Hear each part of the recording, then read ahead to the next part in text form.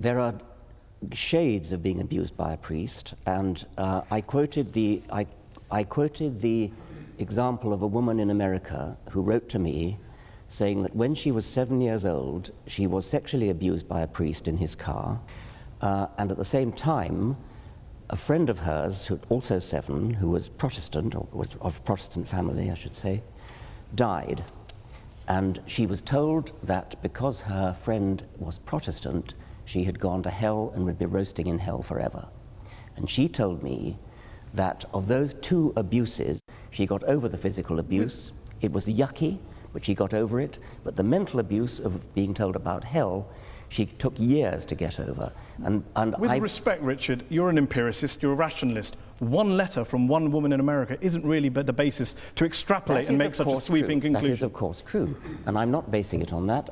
It seems to me that telling children such that they really, really believe that people who sin are going to go to hell and roast forever, that your skin grows again when it peels off with burning. It seems to me to be intuitively entirely reasonable that is a worse form of child abuse, that will give more nightmares, that will give more genuine distress, because they really believe it. If they don't believe it, it's not a problem, of course. You also say... Let me just... I mean, I've been put on the spot about this health fire thing. We haven't really been put on the spot. In what sense have you been put on the spot? Well, I sense that you think it's somehow obvious that having a priest, if you're a small girl, having a priest put his hand... I would be very interested in asking the audience whether being told about heaven and hell as a child, being brought up as Catholic, is worse than being abused by a priest. Okay. Let's have a show of hands. Okay.